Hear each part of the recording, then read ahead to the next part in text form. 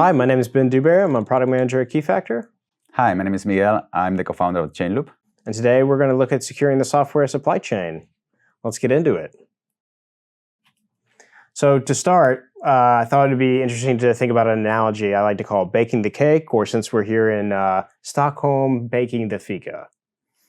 So imagine you're a chef and you're looking to make some delicious cake. And you might have a set of ingredients, eggs, milk, sugar, and a series of steps you're going to take. And at the end, you expect some delicious cake. But what happens if during that process, someone comes along and maybe adds an extra ingredient to this cake, at the start, or maybe later on in the process, they add something additional, or perhaps a supplier that you were using introduces a package that's malicious, or maybe your chef is not the most trustworthy person and maybe swaps the recipe out for an entirely different one. These are the kinds of challenges that are facing organizations today when it comes to securing your software supply chain. So why is this topic important? So there's been a lot of recent supply chain-based attacks and an increasing number over time. The popular one people like to look at is SolarWinds, but there's been other instances more recently, like the XDUtils attack that had a project maintainer build up trust in the community and then kind of introduce a malicious package that thankfully was caught before it caused any serious harm or damage. And I think that case just goes to show, how interconnected modern software development is and how it's hard to manage these dependencies. And you have effectively at this point applications that might include 20 different open source projects and libraries, that those projects might include another 100 open source libraries and projects. And you end up with this complicated web, or maybe a pyramid would be a better analogy, of complex interlinked dependencies for the application that you're ultimately trying to deliver to your customer. On top of that, there's new regulations that are coming. So here in the EU, we have the Cyber Resiliency Act. So that's basically a piece of legislation that's saying, you as an organization have a responsibility to deliver secure software to your end customers and users. So that was a lot of like doom and gloom and bad things that are coming. But the good news is, there's an ecosystem of open source tools that are available today that are going to help solve this problem for you. And we're going to talk about some of those today. So we have this open source software ecosystem where we have these different frameworks, command line tools, and applications that can be used to help secure the software supply chain. But each tool individually and on its own maybe just solves for one small element. And it's really not until you look at each of these, or each of these tools combined together in a whole that you can start to achieve like meaningful steps when it comes to securing the supply chain. So to start, let's look at a framework called SLSA. So SLSA is part of the Linux Foundation, and it's effectively a framework that prescribes a series of steps that an organization can take to start securing their software supply chain. And so they break the entire build or software delivery pipeline up into multiple different steps and stages. And then they have this concept of these different levels that you can achieve as an organization. And the levels are great because, you as an organization, if you had to start maybe at the top, maybe level 4 includes a list of 1,000 different things you might need to do that involve, complex technologies or interlinking multiple different pieces of software together or steps together. But as a smaller organization, you're able to start, at level 1 and kind of build up a foundation that lets you, start somewhere small and then improve over time as you grow and as you become more mature as a business and as your supply chain matures. So today, there's a lot of different pieces and places that we could start when you look at this framework, but we thought it would be interesting to just look at some open source tools that are available today and some initial steps that you could take when it comes to, identifying software artifacts, what's inside of them, where do they come from, can they be trusted?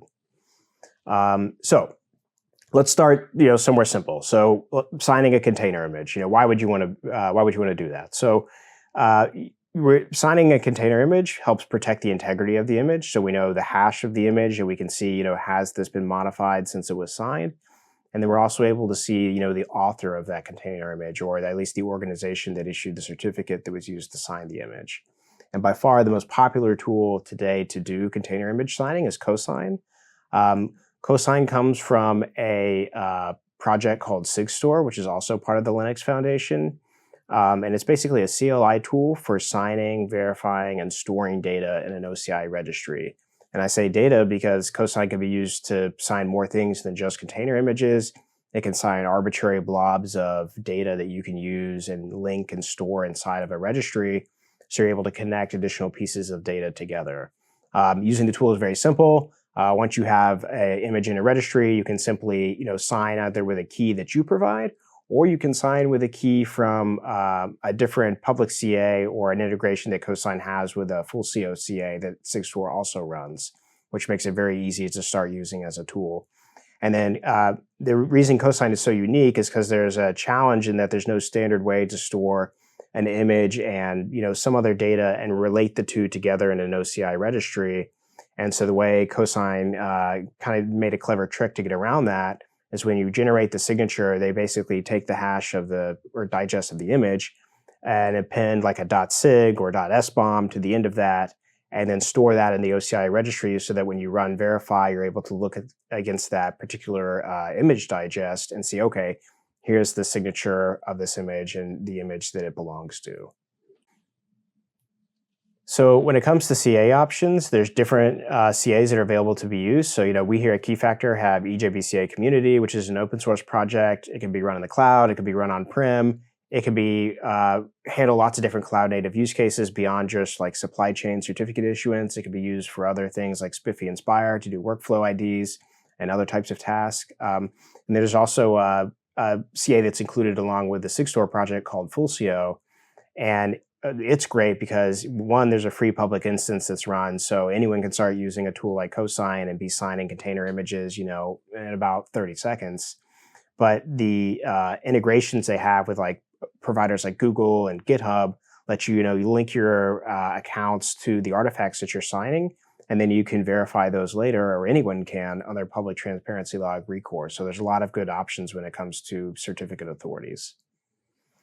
So let's take a look at a software bill of materials. So, why would you maybe want to look at or produce a software bill of materials? So, one reason could be license compliance. So you want to be able to see, what licenses are included in the application that I've created.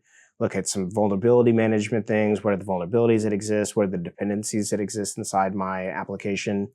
And effectively, an SBOM, if we go back to our fika or cake analogy, is an ingredients list. It's the list of things that went into whatever it is you're running an SBOM against. And that could be a container image, it could be a repository, and there's different tools for producing SBOMs. So two popular ones are SIFT and Trivi. And so you're able to run SIFT. There's different formats that you can do, and SIFT's going to produce output of a large file with basically every binary and piece of software that's inside of a given application. And it'll show you the license versioning and the version of that binary. And then you're able to basically use that data to build out, and look at your dependency management in terms of what versions you want to have in a particular application and make sure you're meeting those, or to make sure you're staying within the scope of the different licenses that you're consuming inside of your application.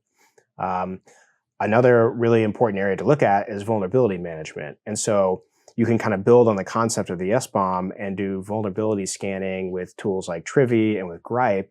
And you can scan the image. You can also do vulnerability scanning of the SBOM.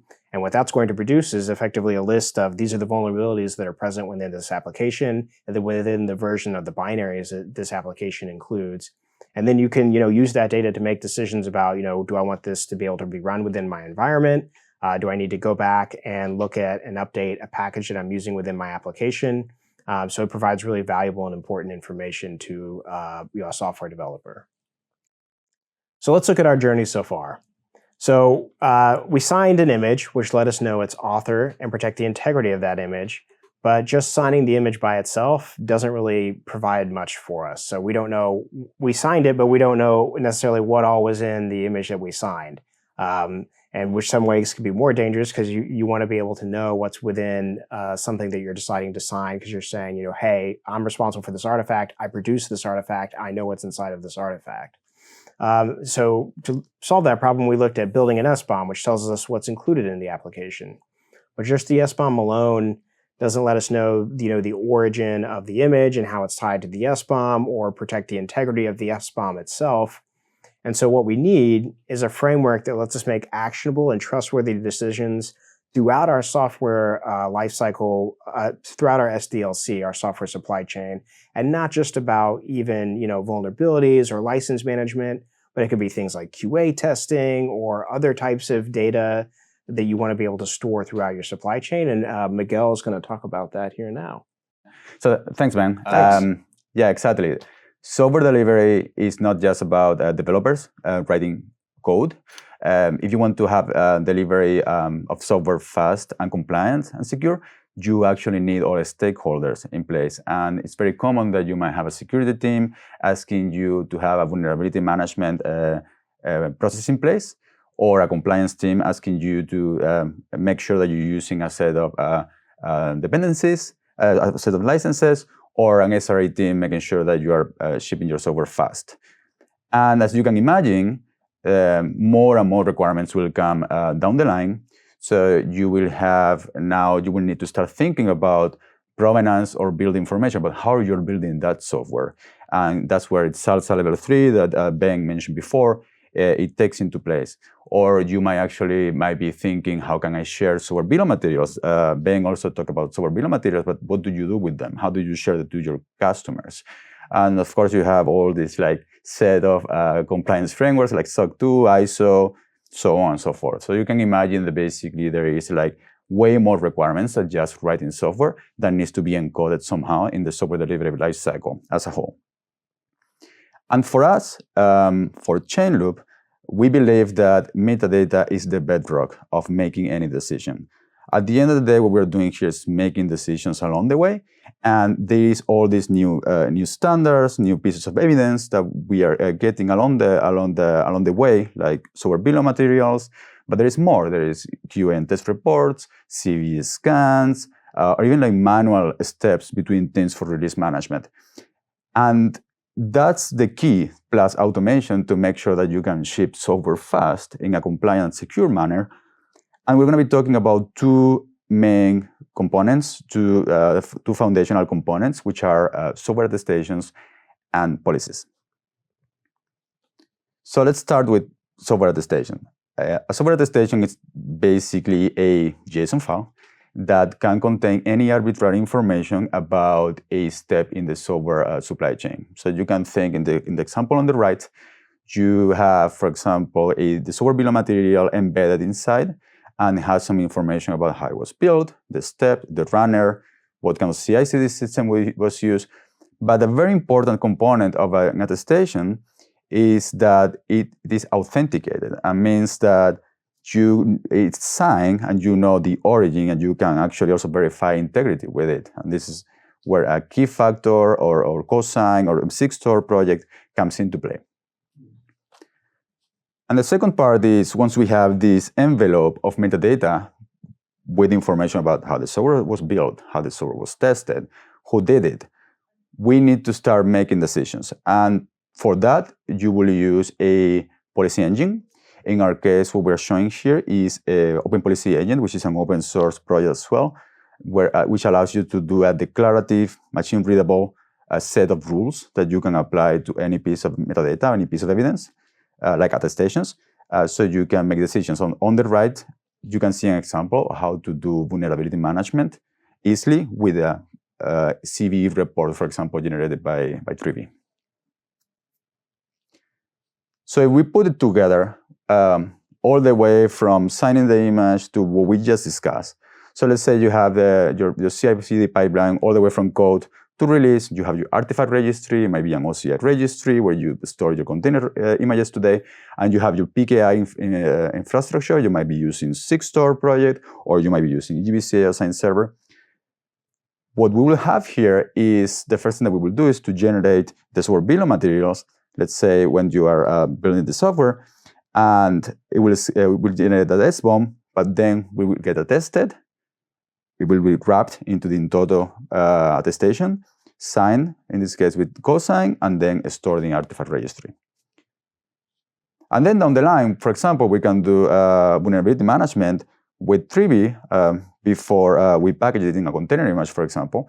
And at that point, we can generate an output, a result of that scan, and also attest it. It's very important to make sure we add this integrity and this authentication properties to this metadata. So we will also attest it.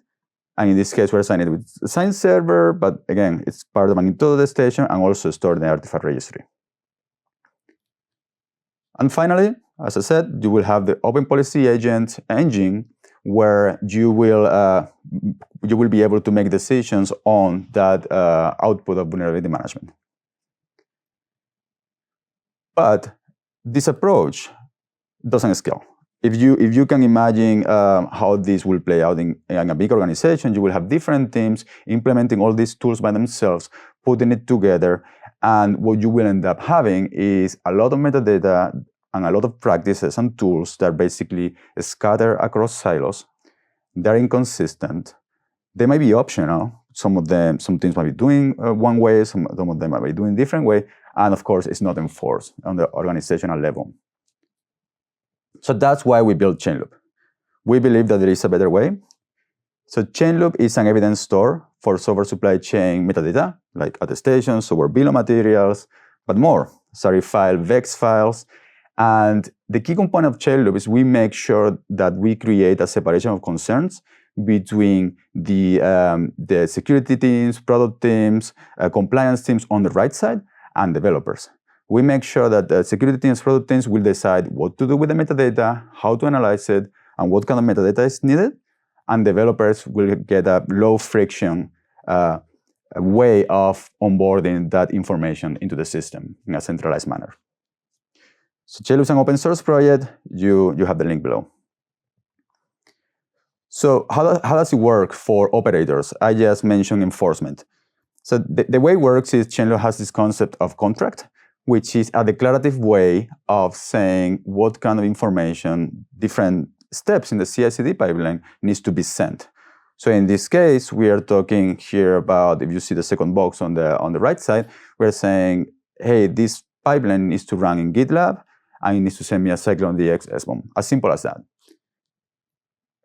And what also operators get is this end-to-end evidence store with different properties. We just talked about attestation format. You will be able to put it together in toto. Ben mentioned at the beginning all these different tools. So Chainloop actually will give you a pre-configured set of tools, and you will get the end-to-end in toto for attestation, SLSA, and for provenance verification. You can put together either Cosign, but you can use SignServer. You can bring your own tools and PKI, and also decide where you want to start. In this case, it's contain OCR registry, or use a policy engine like Open Policy Agent or Rego.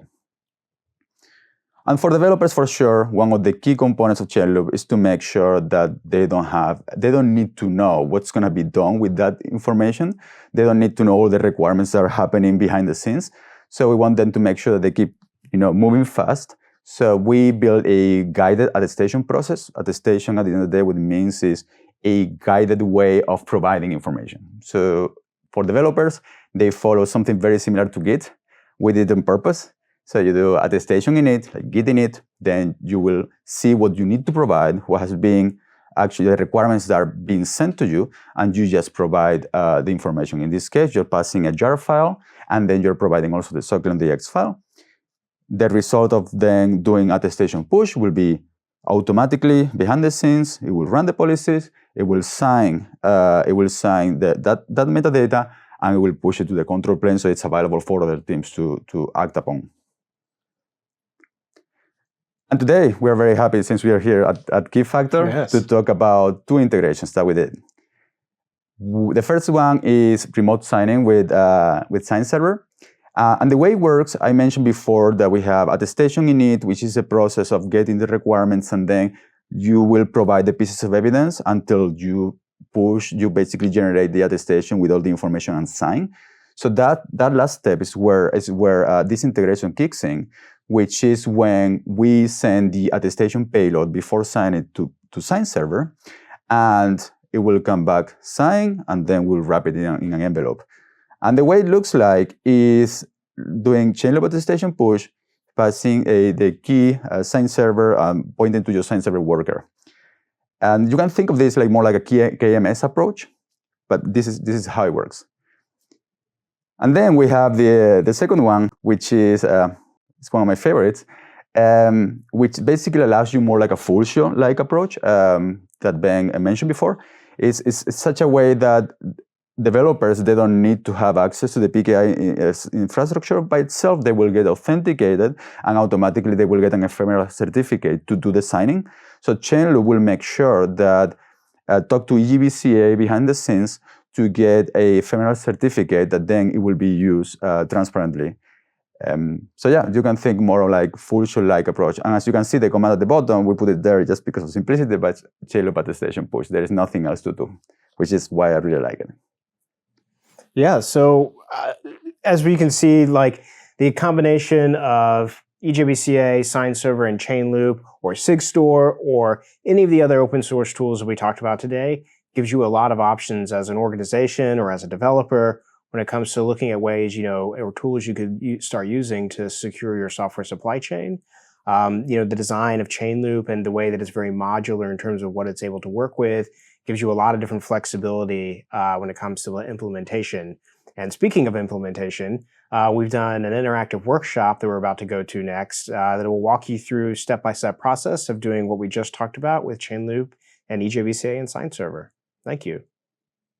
Hello, and welcome to our workshop this year. We're going to be covering the software supply chain security. I'm Sven Rajala, and you're probably familiar with me for the last 3 years of doing these fun tutorials at Community Day. And today I have an awesome guest from Chainloop. Yeah, my name is Ignacio. I'm a founding engineer from Chainloop. Thanks for having me. All right, well, let's jump into what we're going to look at today. Today we're going to look at building the container, generating an SBOM, and then scanning that for CVEs. Then we're going to push the container to an OCI registry and sign it with Cosign. And then we're going to hop into the Chainloop side. Yeah. And what are we going to cover over there? We will explain what Chainloop is. We will create an attestation and we'll push it to Chainloop. We will glue all the pieces from the attestation together. And then we will verify that attestation with Chainloop. I think it will be very interesting for you. Yeah, I'm super excited. So let's go jump into the tutorial, guys. Okay, first thing we're going to do is log in to our virtual machine, and it's the foo123 password. I love that for my tutorials. It's nice and simple. So we're logging in. Bear with me, it's a little bit slow on the VM. Then we're going to open Firefox here. And this guy will open up. Wonderful. And we have it bookmarked on the top here. We'll click on that Jupyter notebook to go to the tutorial page where we wrote the steps all out of what we're going to follow today. Got a nice little simple explanation of the pieces we're going to cover again, like we just talked about. And we'll hop right into the first step, which is going to be building the container. We have a little simple to-do app, so we'll click the play button, and this builds the container from the Docker file. The next thing we want to do is let's start the container to take it for a test drive to make sure it actually builds. So we'll click the play button again, run this curl command. We should get some simple output in JSON and make it format nicely with JQ. And then we can stop the container. And then we're going to get into the Trivi side. Let's pause here for a second. Jose, why is Trivi, what are we doing with this? And why is this kind of important as we get into this next step? It's important that everyone is talking today about SBOMs. SBOMs is a bill of material, which components are inside your image, inside your software. This is very important in order to detect vulnerabilities and have that whole transparent view of everything that's included, right? Everything is included in the pipeline, in your process, right? Trivi is one of the tools that we can use for this. And Trivi is not only giving us the SBOM, it's also giving us the vulnerability report, which is something important as well. So we will talk about that later. We will be using Zarif format for that. Yeah, that's a term I keep hearing a lot. Why does that matter? Yeah, Zarif is getting very popular these days, right? GitHub, for instance, is using Zarif for all the reports that you can see in their site. I think it's getting very popular. It's generic enough to cover all the different scenarios. Oh, so it's just very versatile, in other words. Yeah, okay. That's it. And Microsoft's pushing it since they own GitHub. Good to know. All right, so let's go now and actually make the SBOM with Trivi.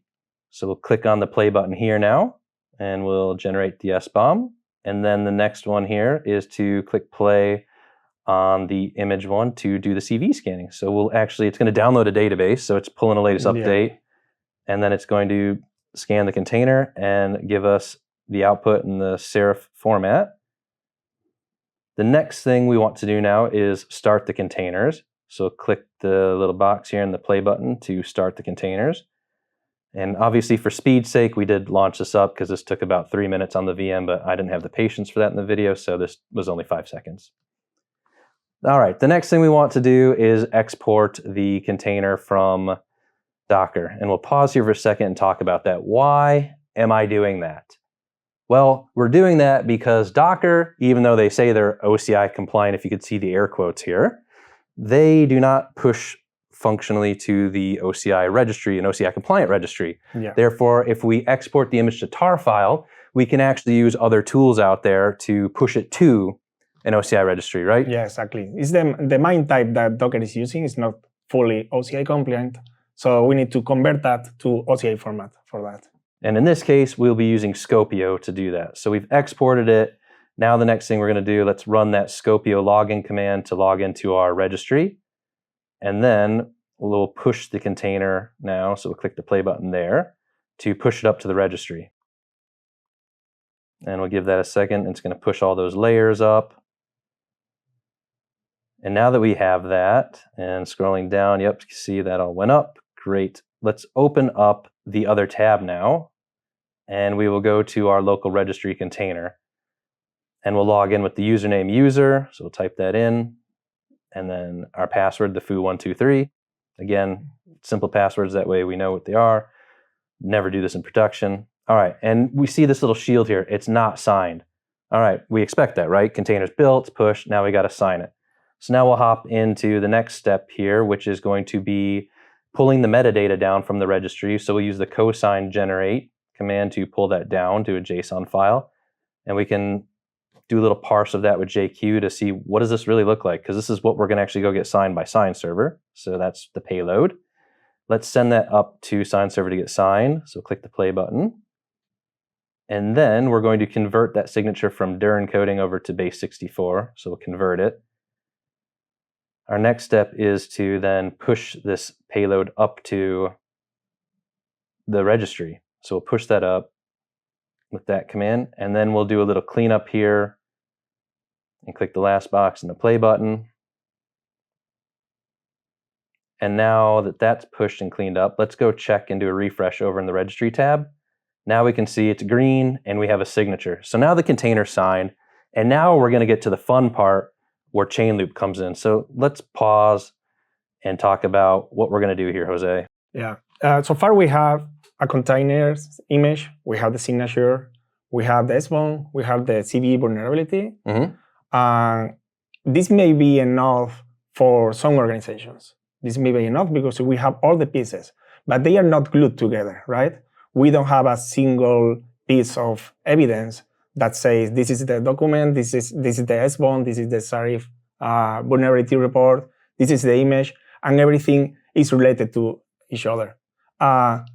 This is called attestation. This is what everyone is talking about today, and that's what Chainloop is helping organizations to do. So basically, we are creating attestations. Everyone is talking about in-toto attestations, right? Yeah, that's everywhere. That was so prevalent at the KubeCon this year in Paris, and I'm really interested to see how much they talk about that at the North America one now. Exactly. So Chainloop is creating those in-toto attestations.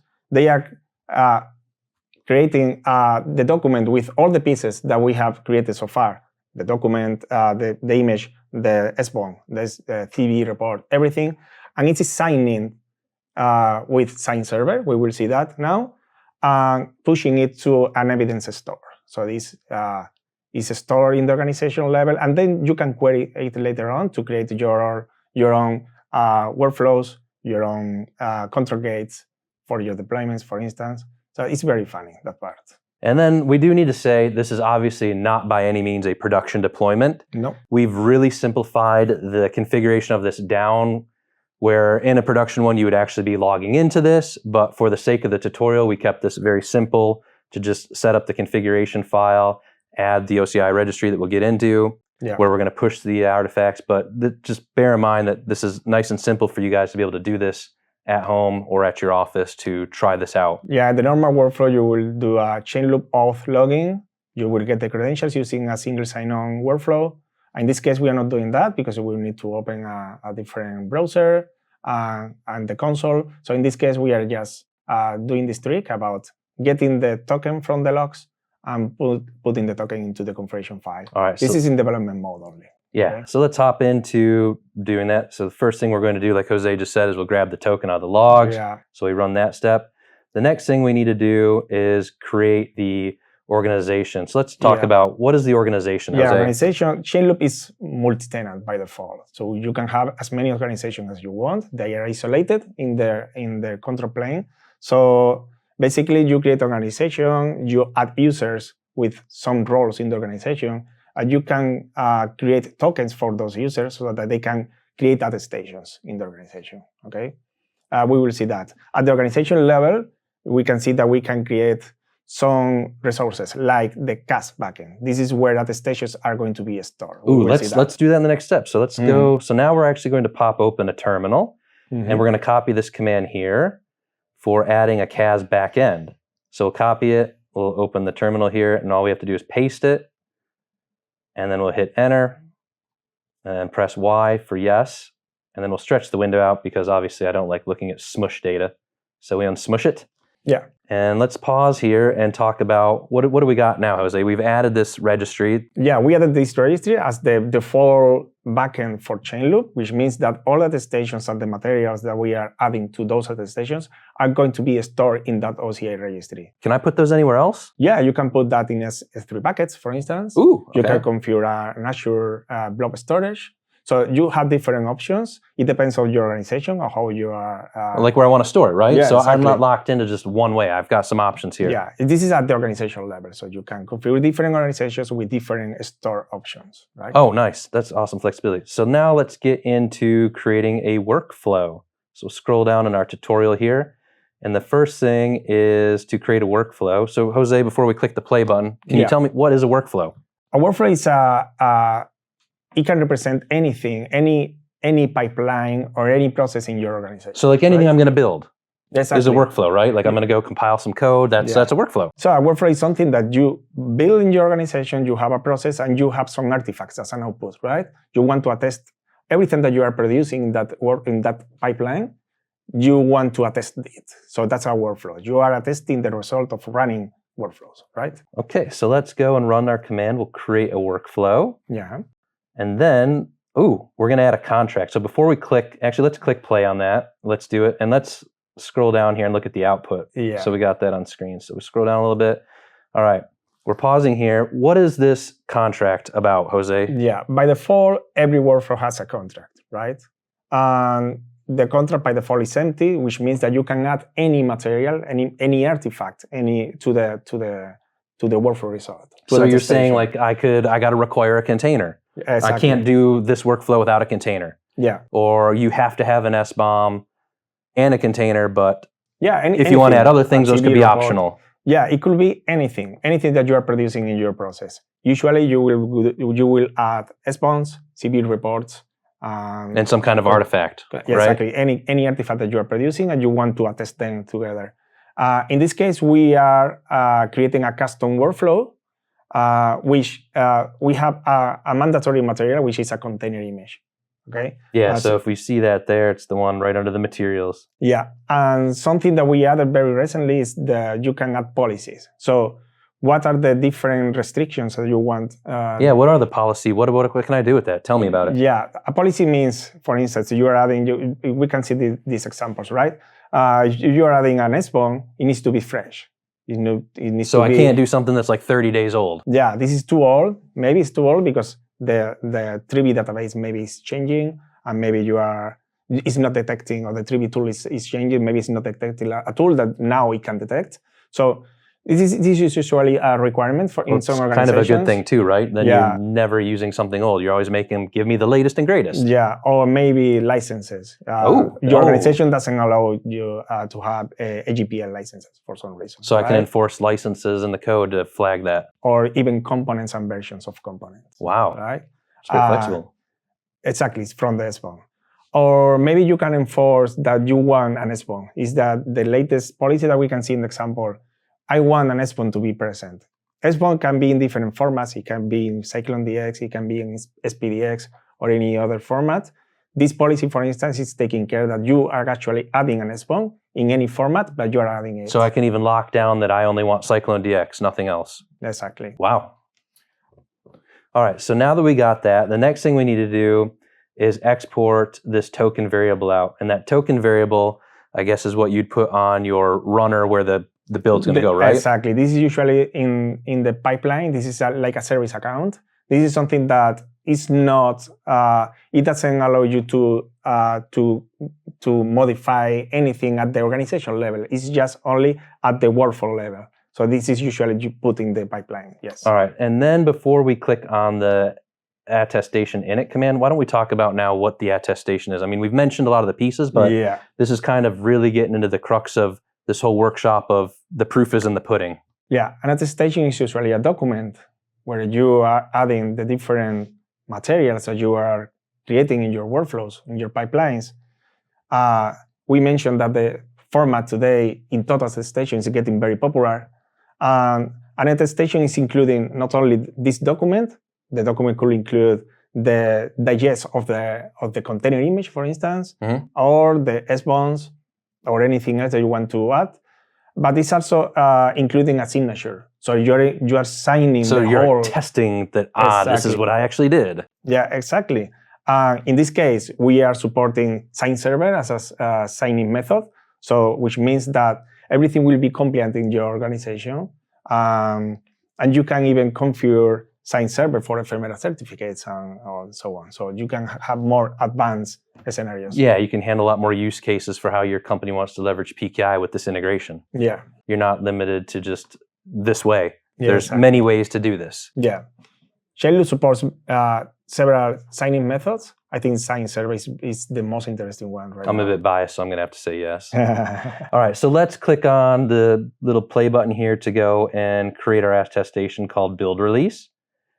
So now we have our attestation. Then we're going to go and we're going to add stuff. Let's add the container to it. So we click that step, and now we've added the container. And then the next one is to add the SBOM. And the last one we're going to do Let me pause for a second here. Okay, talk about that. Yes, you can see in the logs, we are evaluating the policies, right? Uh-huh. So let's see that we are evaluating the policy, the freshness policy, which means that... Oh yeah, there it is. But we cannot see any violations, which means that we passed the policy, All right. I get my sticker for the day, my gold star. You go green. You went green, yes. And also the ban license. We don't have any ban licensing or SBOM, which is good. Okay. All right. So let's go do the next one for the Seraphim. And actually, it's detecting the material type. Yes. It is. Yeah. Auto detected CycloneDX. Okay. So now we're going to go and add the CVE report. This one. Why? Oh. So let's pause and talk about that. Why is this generating so much output here? Yeah. This is we did this on purpose. We did. Okay. This is not. This is the simple to-do the application that we just built. Yeah. It's using an old version of Golang, yes. Which means that that's why we are getting We got a lot of problems with this, with vulnerabilities, obviously, from that report. If we use the RSM1, we didn't get any. But this is a good example. We are evaluating this policy, and we are getting the results. It's telling us, hey, take care, because we are having several CVEs in this container. Something I want to say is that we are not blocking the attestation. So we are actually attesting that something is wrong. Yeah, because you're allowing me to build it. I'm submitting my proof that this was a CVE, knowing that, okay, I had all these problems, but I can still attest that, hey, I built it like this, even though, there was a lot of CVEs in it. Yes. Okay. So let's go to the next one then and actually run the attestation full to actually look at everything that's in our attestation before we sign it.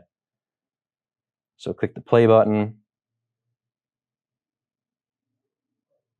There we go. And let's pause for a second and look at, so now we can see in that, right, Jose, we've got the container, the SBOM, and our CVE. And the next thing we'll do is run the next command now to go and sign it with SignServer. Yeah, this is the most interesting part. as well, because we are using a SignServer that we are running in organization. So we need to specify the URL of the worker. And there we go. It's signed. It's signed. So now what we're going to do is grab that attestation ID up top. So we'll select that. And then we're going to paste it down below in the next, the attestation underscore ID equals. Make sure we paste that. And then click the play button. And now we're going to we're verifying the signature now. Yeah. And this gives a lot of output. As you can see in the command line, we are telling verify equals true, which means that we are getting the signature, we are getting the payload, or we are comparing we are doing the verification, right, with the certificate. So this is signed and stored in the evidence stored in Chainloop. So that means it's going to, in Chainloop, but does it also write that to the OCI registry Exactly. then? You can check the OCI registry, you will see the attestation there. All right. But then we end up going, we'll shut down the containers, and then we can wrap that up and get ready to, we also have some contact information at the bottom there if you're curious about how to get in touch with any of us. Sure. And yeah, so we stop the containers, and let's go wrap this up. All right, guys, we hope you enjoyed our tutorial. As you can see, definitely better together. When we take Chainloop and mix that with some EGBC and SignServer, you can do some really amazing things to be able to secure your software supply chain really easy. Yeah, quite easy. Yes. I mean, for me, how could you make that any simpler to be able to sign and then leverage Chainloop to do the attestation and do your builds like this? I mean, it's pretty awesome. Amazing. So yeah, thanks for coming to the tutorial, guys, and we'll see you at the live workshop at Community Days. Yeah. All right, take care.